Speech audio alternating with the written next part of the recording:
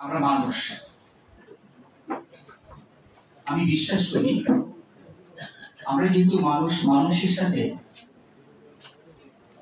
মানুষকে বলা হয়ে থাকে সৃষ্টির সেরা জীব, এবং কেন তার মধ্যে একটি পার্থক্য বিবেচনা করা উচিত। যেমন মানুষ খায়, পশু পাখিও খায়, অর্থাৎ তাদের উদর পূর্তি করতে হয় বেঁচে থাকার জন্য। মানুষ প্রাকৃতিক ক্রিয়া করে, পশু খায়।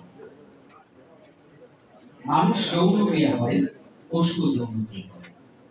মানুষ সন্তান জন্ম দেয়, পশু সন্তান জন্ম দেয়। আমার দৃষ্টিতে, আমার বিবেচনায় এই পর্যন্ত মানুষের সাথে পশু পার্থক্য নেই। কিন্তু মানুষের সাথে পশু পার্থক্য, মানুষ তার সন্তানকে প্রাতিষ্ঠানিক শিক্ষা দেয়, কিন্তু পশু পাখি তাদের সন্তানকে প্রতিপালন দায় করতে দেয়। এই শিক্ষা দেওয়ার বিষয়টি তাদের ভিতরে নেই, এবং সেখান থেকেই মানুষ সৃষ্টির সেরা জীব। এবং আমরা কোথায় যাই? আমি একজন বাবা, আমি আমার সন্তানকে জন্ম দেওয়ার পরে একটি বয়সে শিক্ষার কাছে, শিক্ষকের কাছে পাঠাই। কার কাছে পাঠাই? আপনাদের কাছে পাঠাই, তাদেরকে প্রকৃত মানুষ হয়ে গড়ে তোলার জন্য। আমি সেই শিক্ষকদের প্রতি প্রথমেই আমার বিনম্র শ্রদ্ধা নিবেদন করছি। আপনারা আমার সন্তানকে মানুষ হিসেবে তৈরি করছেন। আজকে যে কথাগুলো পরিষ্কার ভাবে এসছে, সবশেষে ডক্টর তপন বাগচি, আজকের উপস্থাপকেরা কিছু কিছু জায়গায় আমার কাছে মনে হয়েছে যে তাদের একটু প্রস্তুতির অভাব রয়েছে। আমি আশা করব এই পরবর্তীতে এই প্রস্তুতির অভাবটি থাকবে না। আমি কথাটি বলছি এই জন্য, আমরা তো সবাই আমরা, রাইট? এই আমরা মানে তো আমরাই, আমরা মানে আমরাই, মানে কদমবাড়ির আমরা সবাই। এই জায়গার সন্তান, এই জায়গার মানুষ, এই জায়গাকে উত্তরণ ঘটাতে চাই। এই জায়গার প্রতি আমাদের মমত্ব বোধ রয়েছে। যেমন আমরা আমাদের সন্তানকে যদি, আমাদের ছেলে মেয়েকে যদি আমরা একটু তুলে না ধরি, তাহলে কি ওই সন্তানটি আনন্দিত হবে? যেমন আমার কাছে একটি কলম আছে, আমি কলমকে আপনাদেরকে দেখাতে চাই। আমি যদি এখানে রাখি, তাহলে আপনার দৃষ্টিটি কোথায় যাবে? নিচের দিকে যাবে। আর আমি যদি আমার সন্তানকে একটু তুলে ধরি, তাহলে আপনি আপনার দৃষ্টিটি একটু উপরের দিকে আসবে, তাই নয় কি? এবং তাতে কি লাভ হবে? আপনার সাথে আমার দৃষ্টি বিনিময় হবে, ইন্টারাকশন হবে। আজকে যদি আমরা আমাদের এখানে যারা উপস্থিত হয়েছে, তারা প্রত্যেকেই অহংকার করার মধ্যে একজন মানুষ। ডক্টর তপন বাগচি লেখায় বিভিন্ন ভাবে দেশি এবং আন্তর্জাতিক ভাবে পুরস্কৃত একজন মানুষ, আলোকিত মানুষের একজন।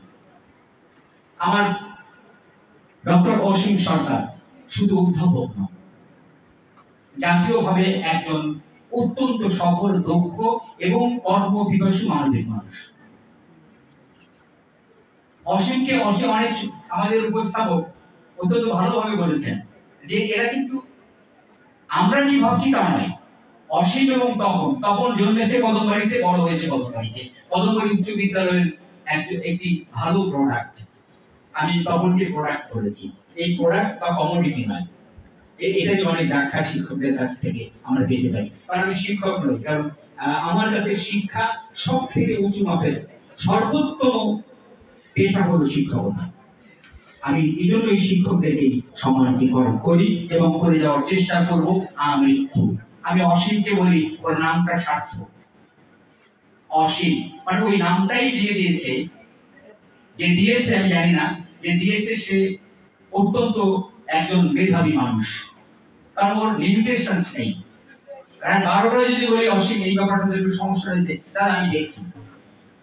ভোর 6টায় যদি ফোন করি, বলবে দাদা আমি তো কালকে এটা দেখতে পাইনি, আচ্ছা আমি আপনাকে জানাচ্ছি। আর ডান পাশে হলো তপন মানে সূর্য, রাইট? পৃথিবীকে আলো দেয়, চন্দ্রকে সবাইকে আলোকিত করে। বিপুল, আমাদের 3-4 জন বিপুল রয়েছে। বিপুল বিশ্বাস, বিপুল কীর্তনিয়া, বিপুল গায়ন। আর আমাদের যিনি সভাপতি, আমরা কি সবাই তার নাম জানি? ওর কি নাম? তাপস। তো আবার আর একজনের নাম পেয়েছি আমরা, রবিন। আমাদের আমরা মিল্টনকে পেয়েছি, অনেক ভালো ভালো মানুষ পেয়েছি। মূল বিষয়টি কোথায়? আমরা প্রত্যেকে আমাদের পরবর্তী জেনারেশনকে ভালো মানের দেখতে চাই। এখানে অনেক কথা এসছে, ভালো রেজাল্ট চাই, 80% চাই। আমি 80% চাই না।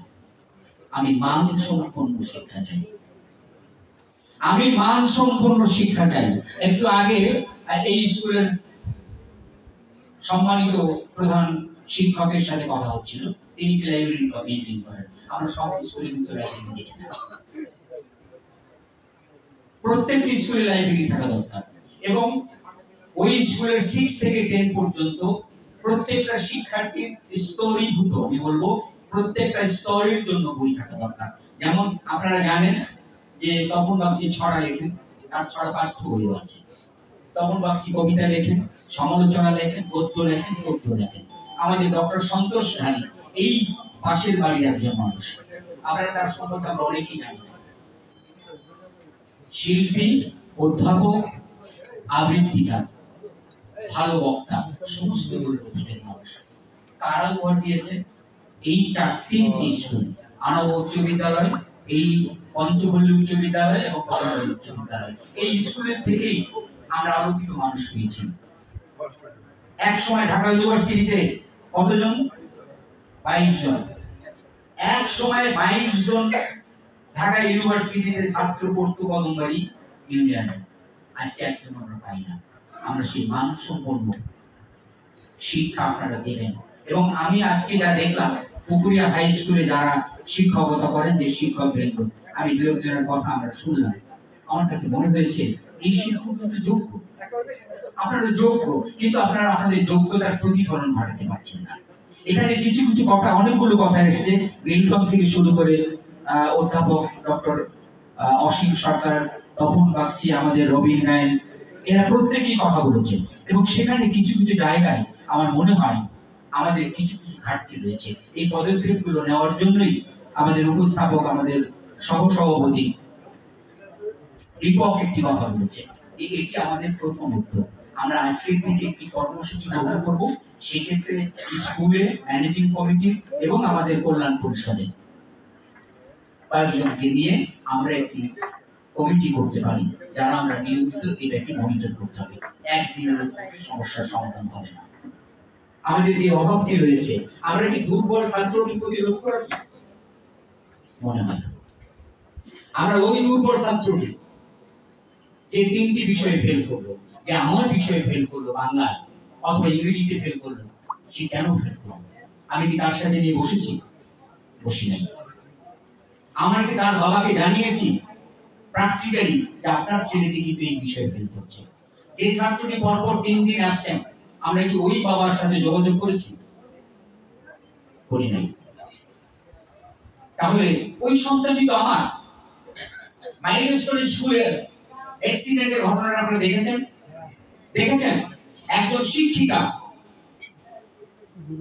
সে তার শিক্ষার্থীদেরকে বের করেছেন, কিন্তু নিজে মৃত্যুবরণ করেছেন। তার স্বামী যখন বললো, তুমি এটা কি করলা, তুমি তোমার 2টি সন্তানের কথা ভাবলা না? উনি কি উত্তর দিয়েছিলেন? আমারই সন্তান, আমি ওদের রেখে বের হই কি করে? এই যখন একজন শিক্ষকের আদর্শ, এমন যখন শিক্ষক আমাদের এখানে আছে, আমি কেন বলবো, আমি কেন এই পেইনটা নেব যে আমার এই কদমবাড়ি থেকে, আমার এই ইউনিয়ন থেকে মেধাবী বা মানসম্পন্ন স্টুডেন্ট বেরিয়ে আসবে না? আমরা কি আজকে কথা ভাবতে পারি? আমরা কি এই শপথটা আজকে নিতে পারি যে আমার এই কদমবাড়ি থেকে, আমার এই পঞ্চপল্লী স্কুল থেকে আমরা মানসম্পন্ন শিক্ষায় শিক্ষিত ছাত্র উপহার দেব? আমরা কি এই কথাটা আজকে বলতে পারি? পারি? পারতে হবে। কিন্তু আমি কিন্তু সারাটি পেলাম না। আমার কাছে কেন মনে হয়েছে আপনাদের ভিতরে এই কমিটমেন্ট নেওয়া, এই প্রত্যয়টি নেওয়ার একটু আত্মবিশ্বাসের অভাব রয়েছে। হতে পারে আপনাদের পারিপার্শ্বিকতা, যেমন আজকে একজন শিক্ষক বলেছেন যে আমি যখন বের হই, আমি খুব লজ্জায় বের হই, আমি একেবারেই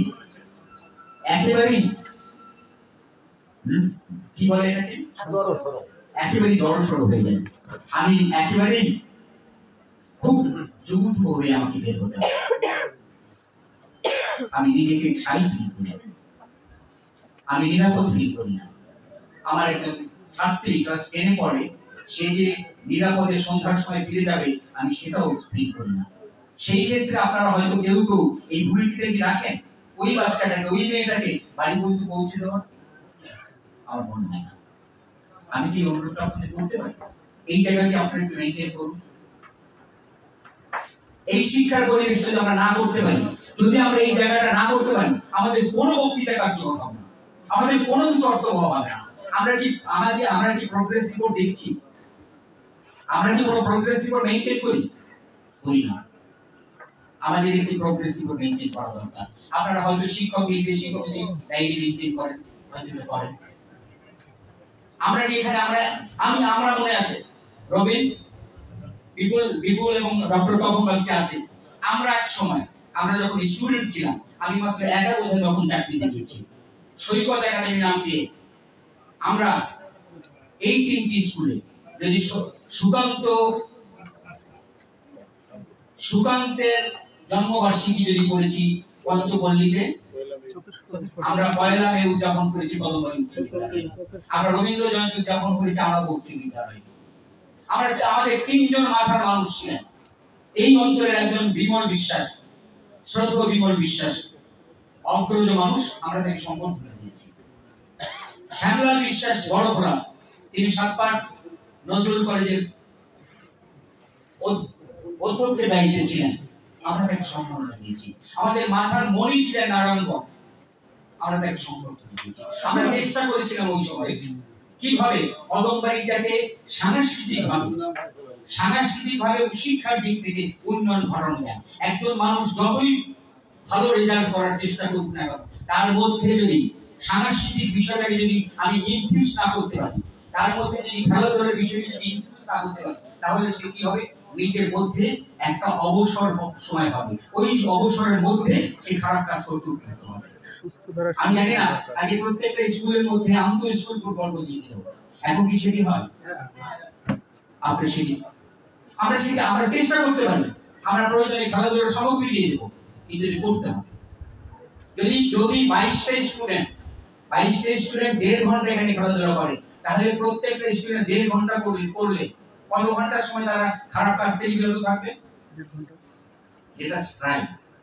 আর আমি অনুরোধ করবো আপনারা আলাদা মোটিভেশনাল ক্লাস নিন, আলাদা ওদেরকে বিতর্ক প্রতিযোগিতা উদ্বুদ্ধ করুন, আবৃত্তিকে উদ্বুদ্ধ করুন, ওদেরকে কথা বলতে শেখান। সেক্ষেত্রে আমরা যারা আমি এই পৃথিবীতে যত মানুষ আছে সব থেকে কম মেধাবী মানুষ আমরা চেষ্টা করব আপনাদের সাথে আমাদের সমন্বিত ভাবে সহযোগিতা করে এগিয়ে নেওয়ার জন্য। কারণ সার্বিকভাবে যদি আমার সন্তানদেরকে গড়ে তোলা না যায়, তাহলে ইট ইজ ইম্পসিবল শুধুমাত্র ক্লাসের বই দিয়ে একজন স্টুডেন্টকে ভালো মানুষ তৈরি করা যায় না, শুধুমাত্র ক্লাসের বই দিয়ে ভালো রেজাল্ট করানো সম্ভব নয় এবং মানসম্পন্ন স্টুডেন্ট তৈরি করা সম্ভব নয়। এই যে মানুষগুলো আমরা দেখছি, আলোকিত মানুষ দেখছি, এই যে একেবারে ডান দিক থেকে শুরু করে ওই পর্যন্ত, এরা প্রত্যেকে কিন্তু এইভাবে চেষ্টা করে এসেছে। আপনারা একটু বুঝবেন, প্রত্যেকটা মানুষ তারা প্রত্যেকে, আমি আমাদের সভাপতির কথা যদি বলি, তিনি যে ডিপার্টমেন্টে চাকরি করেন, ওই ডিপার্টমেন্টে সে নির্বাচিত অফিসার অ্যাসোসিয়েশনের জেনারেল সেক্রেটারি। আপনারা ভাবুন,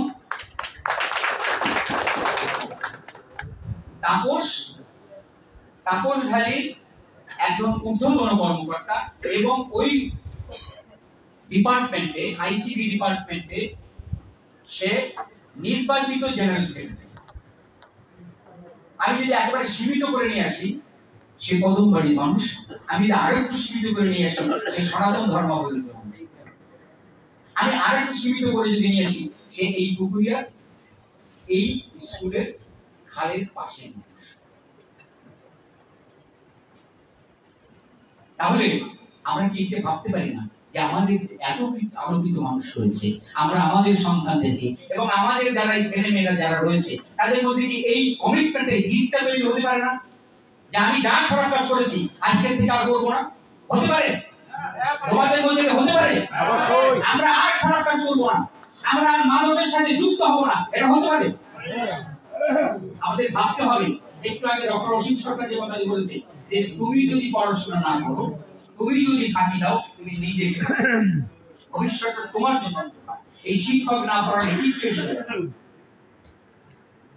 আমার মনে হয় যে আমাদেরকে যদি এই সমন্বিত উদ্যোগ আমরা নিতে পারি, এবং আমাদের অনেকগুলো সুবিধা রয়েছে, যে সুবিধাগুলো আমরা স্টুডেন্ট থাকা অবস্থায় ছিল না। 1 যোগাযোগ ব্যবস্থা, 2 প্রশাসনে আমাদের লোক রয়েছে।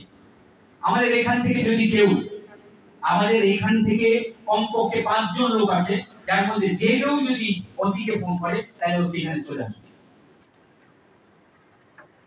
যারা মাদক নিয়ে কাজ করেন, যারা মাদক নিয়ে ব্যবসা করেন, আমি স্পষ্টভাবে বলতে চাই তারা ভাববেন না যে তারা সব থেকে শক্তিশালী মানুষ।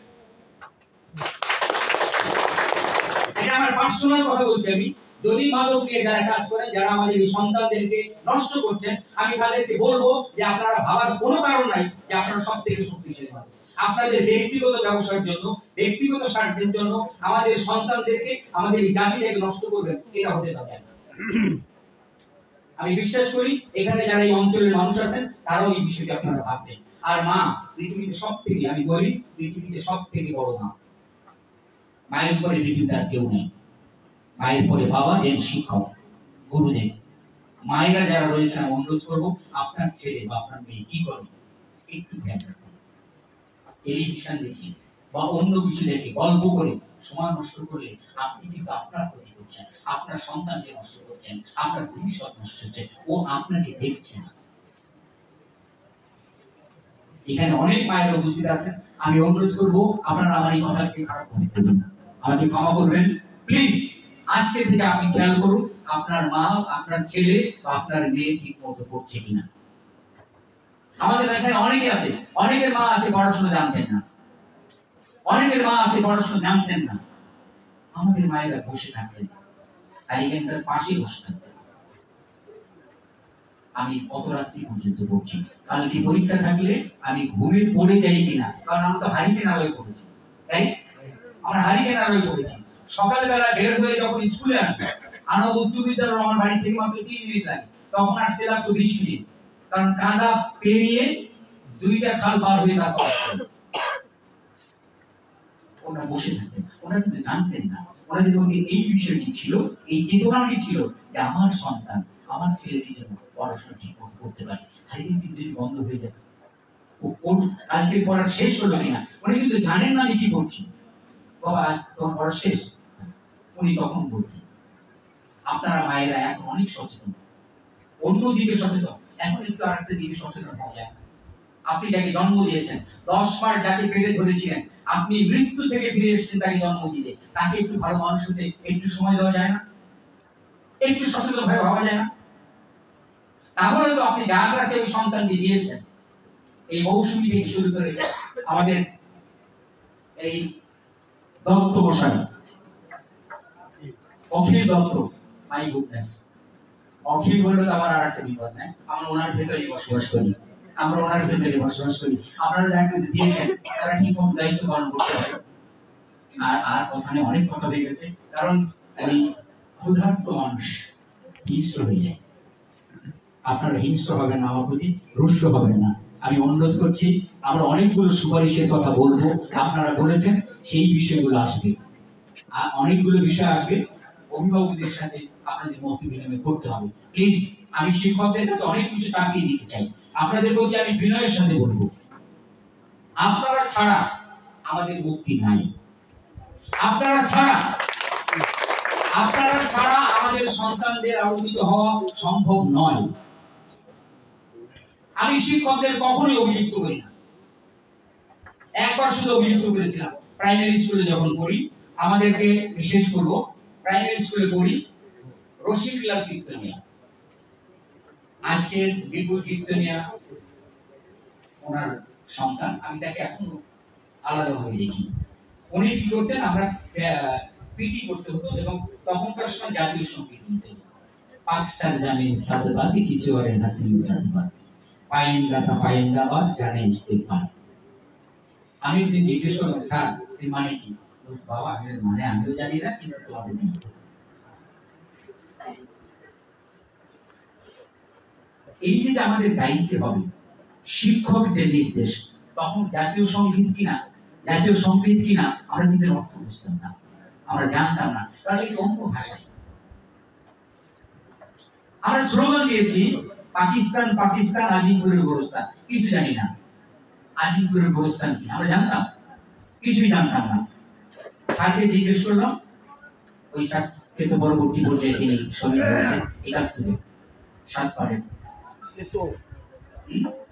চিত্রবাবু। স্যারের মানে কি?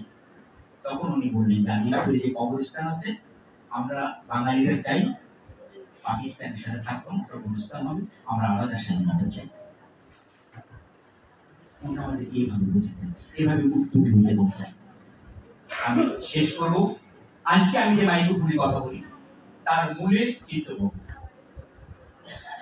আমি যখন প্রাইমারি স্কুলে তখন পড়ি, নাটক করা হবে যারা এসএসসি পাস করে গেছে, তো তখন ওইখানে একটা ছোট বাচ্চা দরকার যে ফরমালিস্টটাকে মেসে থাকে।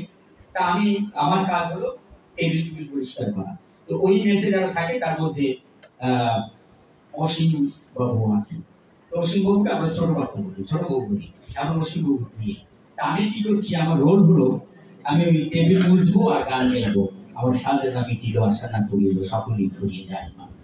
আমি গান গাইছি আর টেবিল মুছছি। হঠাৎ করে আমাকে বলতে হবে যে না না আমাকেও একটা বিয়ে করতে হবে, কি এমন বয়স হয়েছে, ছোট বাবুর বিয়েটা হয়ে যাক, আমিও একটা বিয়ে করবো, একটা লাল টুকটুকে বউ বিয়ে করবো। আচ্ছা রিহার্সেল হলো, ফাইনাল রিহার্সেল যেদিন হবে উনি আমাকে বলেন বাবা ওই বাম দিকে মহিলারা থাকবে, তোমাকে একটা কাজ করতে হবে ওই রকম লাল টুকটুকে একটা বউ বিয়ে করবো। এখন আমার পক্ষে যদি বলা সম্ভব না, আমি খুব লজ্জা হয়ে গেছি। এইটুকু পর্যন্ত বলেছি কিন্তু বেশি। উনি আমাকে মোটিভেট করে করে ওইখানে আমাদের স্কুলের মাঠের কর্নারে মনোহর ঠাকুরের একটা চায়ের দোকান ছিল, ওই দোকানের থেকে উনি চকলেট এনে দিলেন। আমাকে চকলেট খাওয়াইতে এখন পারবি, তাই বললাম যে স্যার লজ্জা করবেন না, পারবো না আমি। কিন্তু আমি স্টেজে করে দিলাম। করে দেওয়ার পরে পরের দিন স্কুলে আমাদের হাই স্কুলের যারা দিদিরা, রেণু হালদার উনি পরবর্তী পর্যায়ে শিক্ষক ছিলেন, রেণু হালদার আমাকে বলতেছি ভাই লাল টুকটুকে বউ বিয়ে করবি। যাই হোক, তখন ওরা সবাই জানে ওর মামি লাল টুকটুকে হয়নি, আমার জীবনে সে আশা পূরণ হয়নি। যেমন আপনারা সবাই এই আমি এখন মাইক্রোফোনে কথা বলতে পারছি, এর পেছনে চিত্রবাবুর অবদান রয়েছে। আমরা স্বীকার করতে হবে শিক্ষকের অবদান, শিক্ষকের মর্যাদা, শিক্ষকের পক্ষে আমাদের উত্তরণ করা সম্ভব। আমরা কিছু কর্মসূচি নিতে চাই। এখানে আমরা অনুরোধ করেছিলাম প্রত্যেকটা স্কুলের প্রধান শিক্ষক আসার জন্য। আমরা কৃতজ্ঞ যে স্কুলের প্রধান শিক্ষকরা এসেছেন। আমি অবশ্যই কদমবাড়ি ইউনিয়ন কল্যাণ পরিষদের পক্ষ থেকে আপনাদের কাছে কৃতজ্ঞতা প্রকাশ করছি, আপনারা উপস্থিত হয়েছেন। আমরা সমন্বিতভাবে এই অঞ্চলে একটি আদর্শ শিক্ষা পদ্ধতি চালু করুন। এর মূল ভূমিকা আপনাদের, আমরা আপনাদের সহযোগী হিসেবে কাজ করব। আশা করছি আমরা সবাই ভালো থাকবো, আনন্দে থাকবো। আর আজকে শেষ দিকে আমি এসে একটু হাসি উদ্রেক করানোর চেষ্টা করেছি, কারণ ওই রবীন্দ্রনাথের একটা কথা আছে, হাসি মুখ ছাড়া পৃথিবীতে আর কিছু কাম্য নয়।